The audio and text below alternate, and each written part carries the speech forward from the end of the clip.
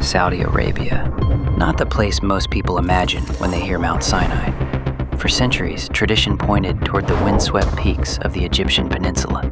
But what if the real story has been hidden just out of sight across the Gulf of Aqaba? Modern explorers and ancient scholars alike have begun to peel back the layers of history. This is the land of Midian,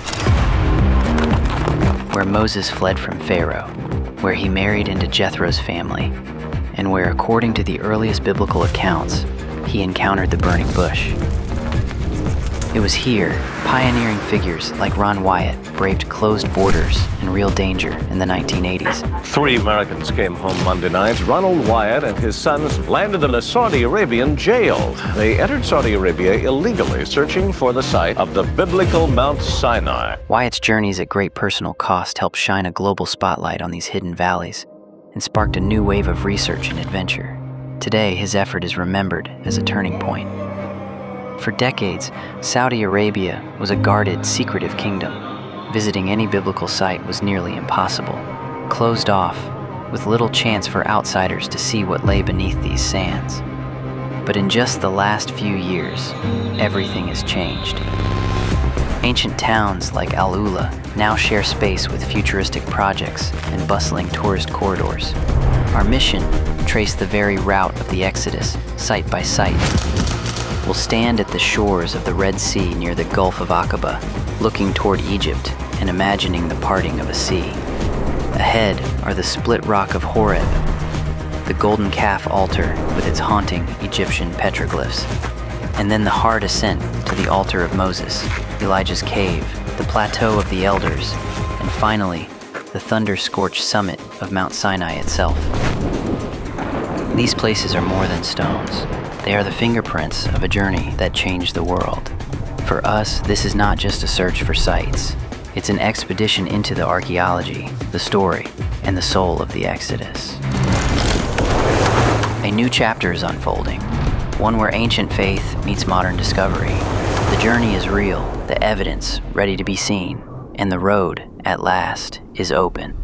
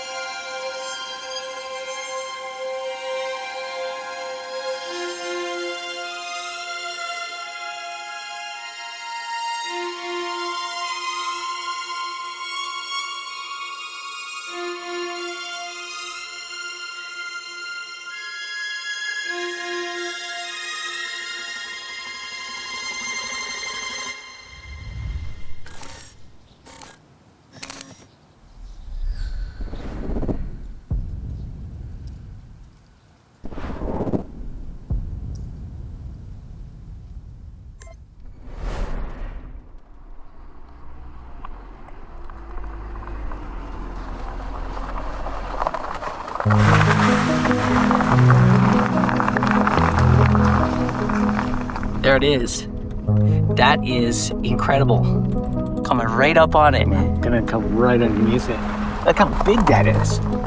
Hey, you can kind of see the areas where it like cascaded down. Yeah. I mean, literally looks like water just came right down there. Wow, to see all these sights here is amazing. Oh, it's gonna be awesome to go up to.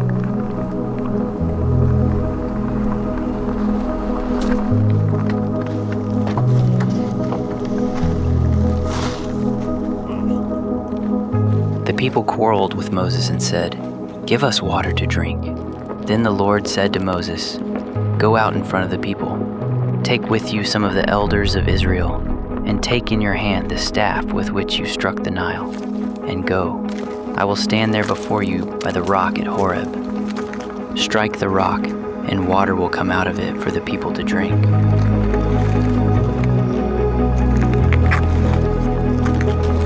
It's huge. I mean, from the bottom, it seemed like there's no way you could go in between it. But the closer you get, it's like, oh, it's a massive amount of room going in between where the rock split is. Wow, just kind of following the waterfall trail.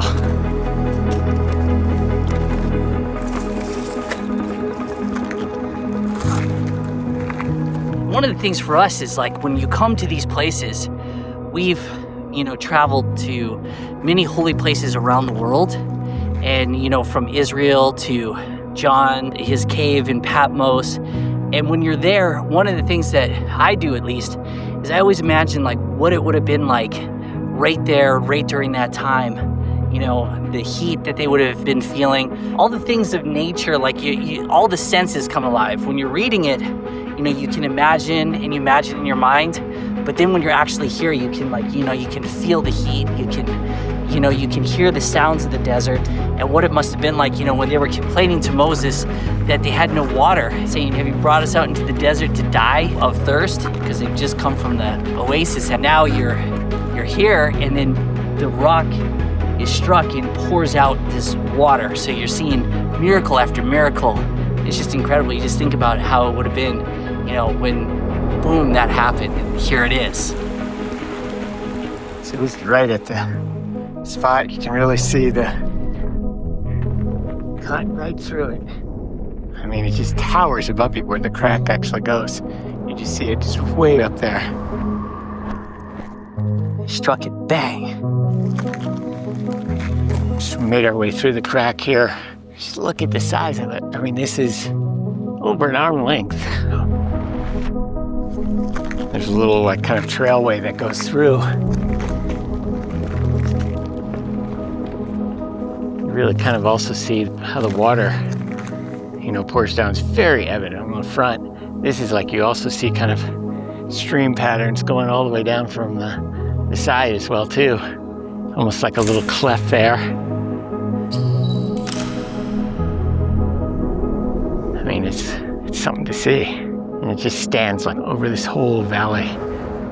It's thousands of years ago. Incredible.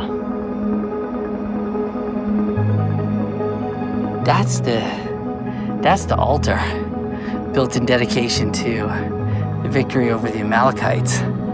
You can see it really good from up here.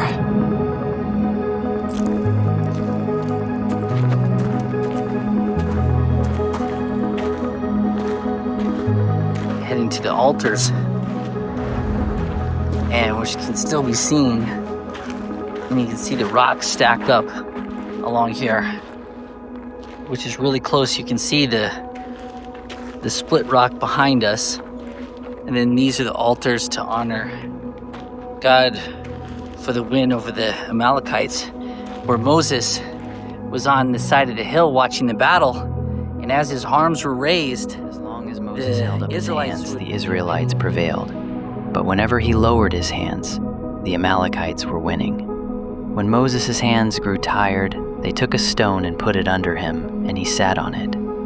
Aaron and Hur held his hands up, one on one side, one on the other, so that his hands remained steady until sunset. So Joshua overcame the Amalekite army with the sword.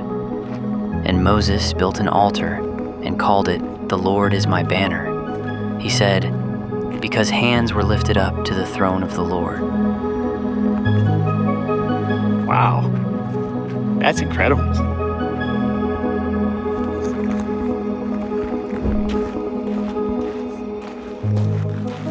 What is this? Channel? it's like a channel for a waterway. I mean, you can clearly see it. Yeah. And this would have just been flowing water all the way out of here. And then do a reverse. Yeah. And then take a look here. You can see the rock. And then coming through here. It's incredible. That's That's just so obvious is the water. It looks like water just spilling out of it. Yeah, all the way up. Wow. This is incredible.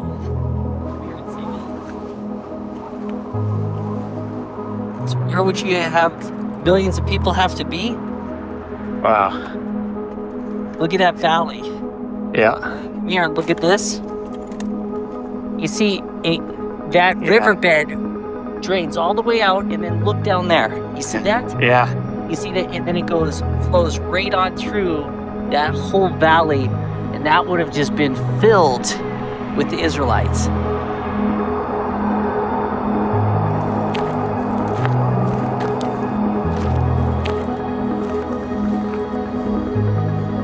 So that is up there, which I'm pointing to, is the Neom ski resort. And believe it or not, the ski resort that they're trying to put in there, they're gonna have to just put in tons of artificial snow because it's a very inhospitable climate here for winter sports. Right there, right next to it, look at down the mountain here, is the Split Rock of Horeb. So it's like really close. And hence the reason why you're seeing all this traffic coming in. You see like big rigs, construction camps, pretty much surrounding this whole area. You kind of find that at all these sites throughout Saudi Arabia. There's these huge projects that are undertaking. They're undertaking the Line, which is this massive mirrored complex. You know, they have the ski resort. They have different places that they're doing here. So, you know, no matter where you're kind of going in this region, you're encountering some massive construction. It's definitely like some of the last years that you'll be able to see this, where it's still in kind of its natural setting.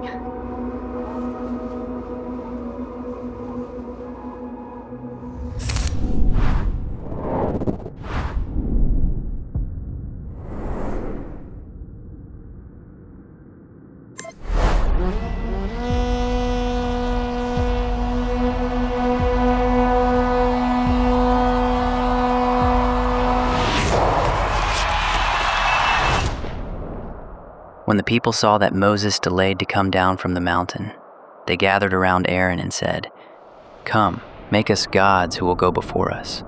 As for this Moses who brought us up out of Egypt, we don't know what has happened to him." Aaron answered them, "Take off the gold earrings that your wives, your sons, and your daughters are wearing, and bring them to me." So all the people took off their earrings and brought them to Aaron. He took what they handed him and made it into an idol, cast in the shape of a calf, fashioning it with a tool. Then they said, "These are your gods, O Israel, who brought you up out of Egypt."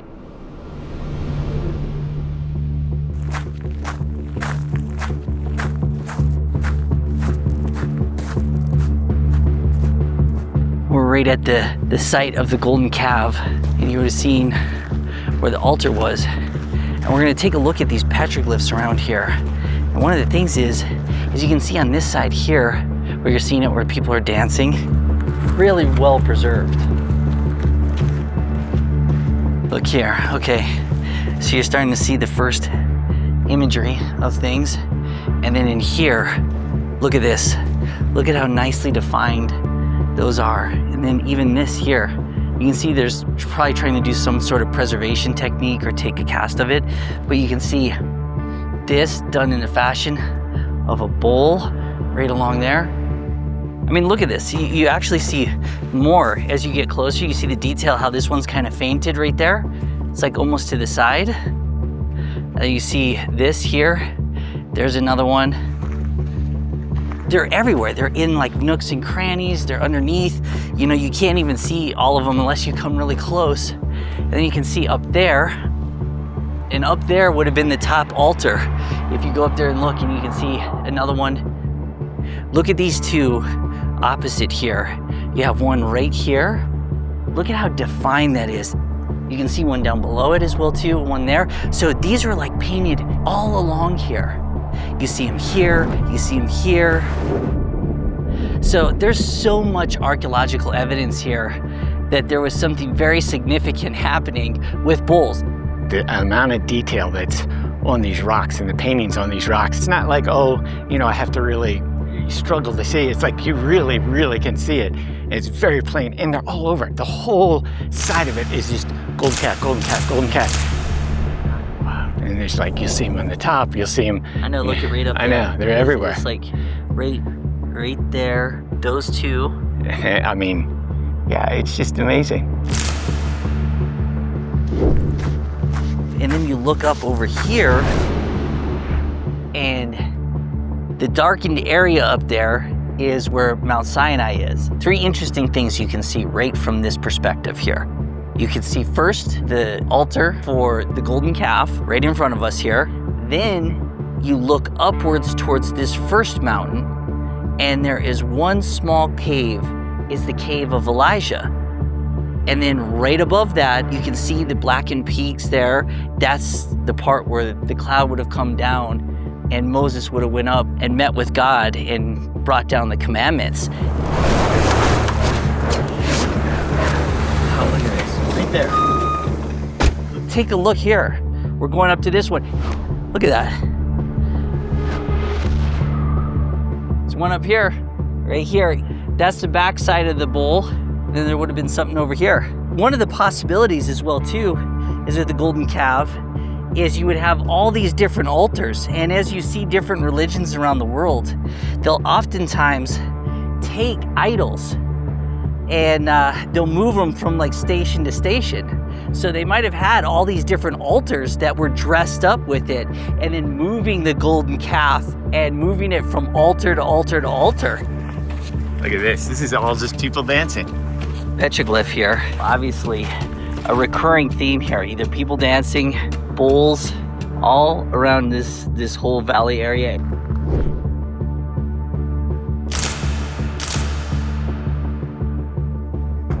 Now we're coming up here towards the mountain. If you can see right behind me there, large rock face, and then all just bulls with the horns.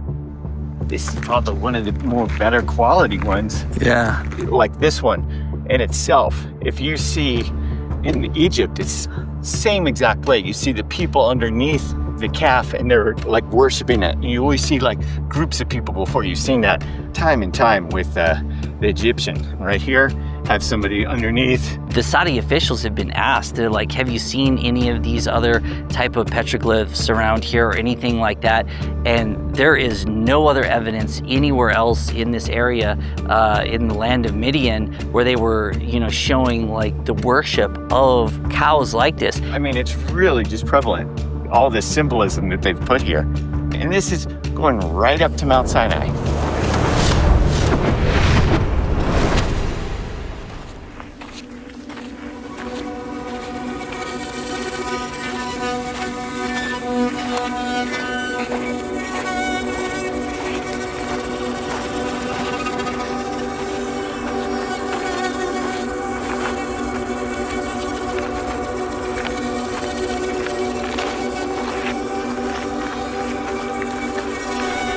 Right here. There it is. Yeah. Yeah. Yeah. They're the sacrificial, for the sacrificial animals. They'd be in this little pen, holding pen. Wow, this wall is still intact. This is incredible.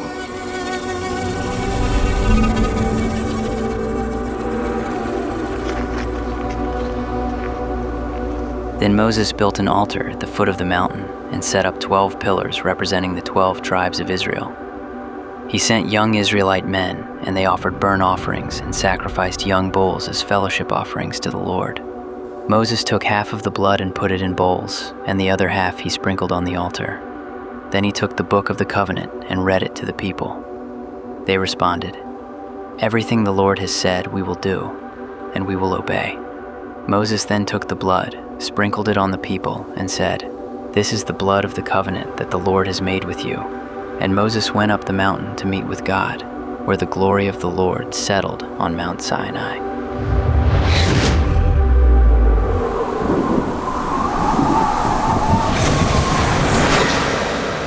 We're sitting at like 5,000 feet, and the top of Sinai is a little over 7,300 feet. So it's a couple thousand feet up from here.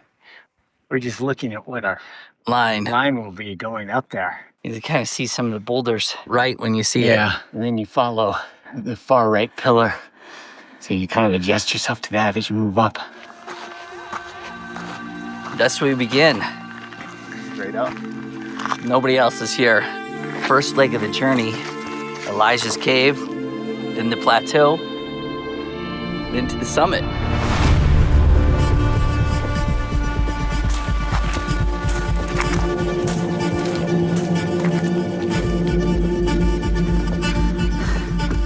You can see the altar down there.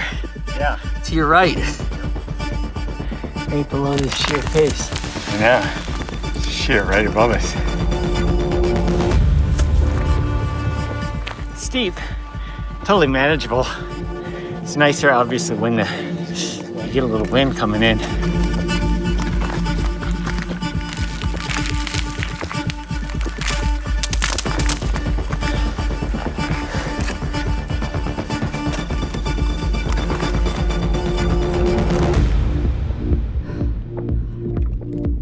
How you feel? It's not so bad.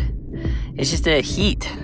As soon as we stepped out of the car, it started cooking. Whew. Well, it's like you're walking on a furnace. It's just hot rock. It's the hottest days of the year right now. There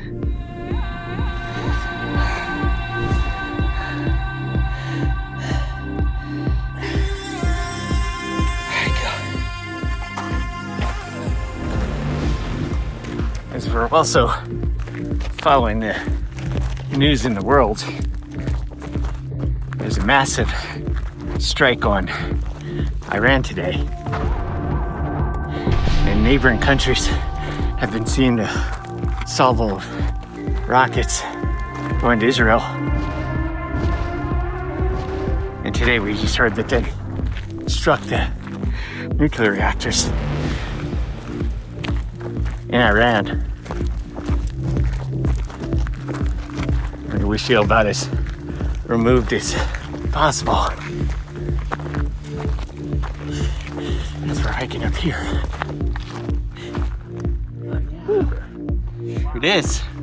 It's below it. Look at that. There's this cave. Oh, wow. Cool.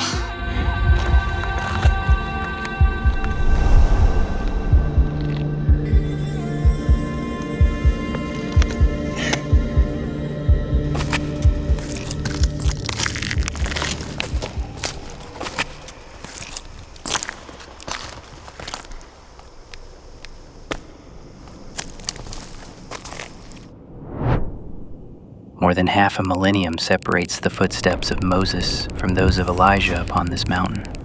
By the time Elijah fled to Sinai, the memory of covenant still echoed in these stones. He came not as a leader of a nation, but as a fugitive prophet, driven by fear, longing for the voice of the Lord. Elijah arose and fled for his life and came to Horeb, the mountain of God.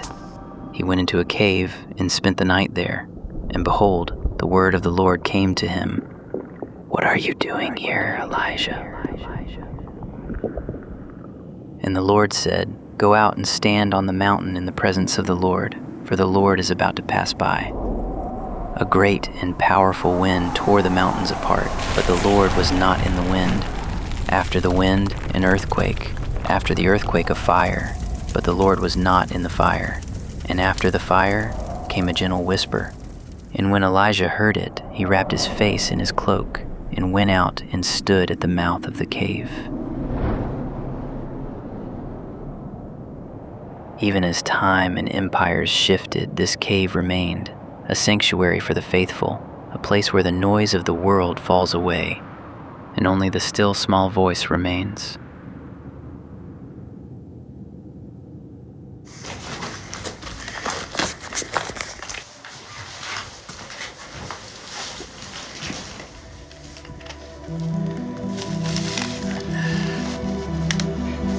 There you go.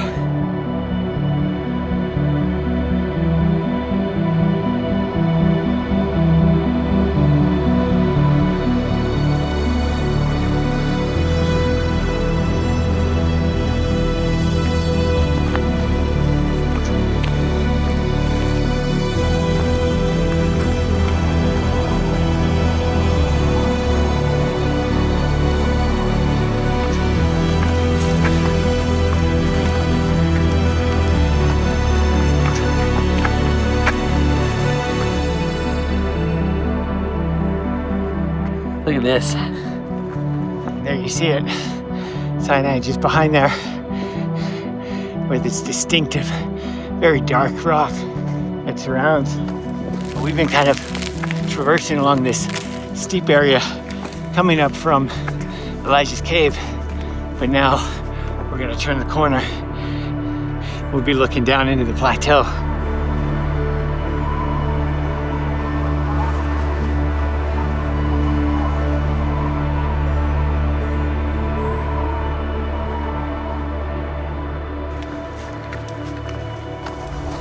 Look at that. That is a plateau. That's a plateau. I mean, it's like a football field. Wow.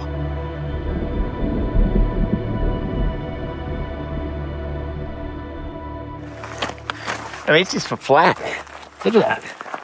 And then it just goes down.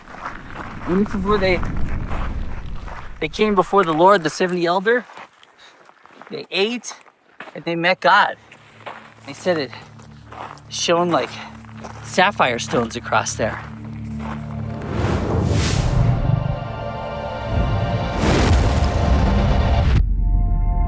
Then went up Moses and Aaron, Nadab and Abihu, and 70 of the elders of Israel. And they saw the God of Israel, and there was under his feet, as it were a paved work of sapphire stone, and as it were the body of heaven in his clearness. And upon the nobles of the children of Israel he laid not his hand. Also they saw God, and did eat and drink. And the Lord said unto Moses, Come up to me into the mount, and be there, and I will give thee tables of stone, and a law, and commandments which I have written, that thou mayest teach them.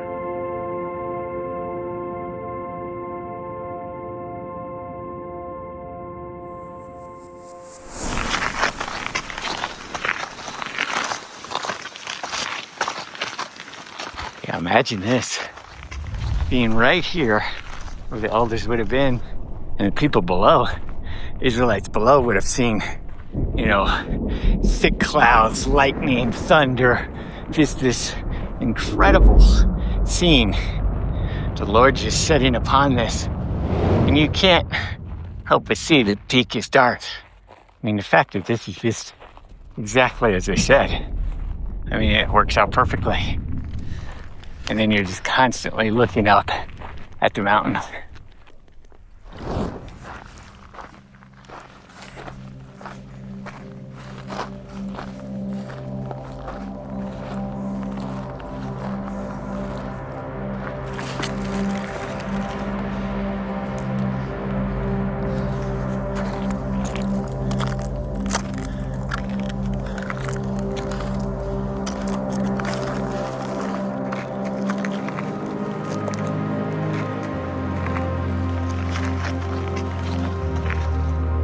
Making it through this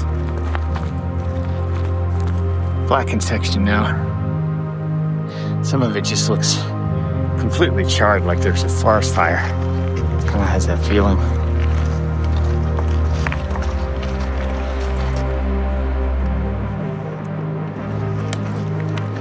Yeah, it just looks like it's burned. And it came to pass on the third day in the morning, that there were thunders and lightnings, and a thick cloud upon the mount, and the voice of the trumpet exceedingly loud, so that all the people in the camp trembled. And Mount Sinai was altogether on a smoke, because the Lord descended upon it in fire, and the smoke thereof ascended as the smoke of a furnace, and the whole mount quaked greatly. And the Lord called Moses up to the top of the mount, and Moses went up, and God spoke all these words, saying, I am the Lord thy God. You shall have no other gods before me. Do not take the name of the Lord in vain. You shall not murder. Honor your father and your mother. You shall not steal. You shall not commit adultery. Remember the Sabbath and keep it holy. You shall not bear false witness. Make no carved images, nor bow to idols. You shall not covet what belongs to another.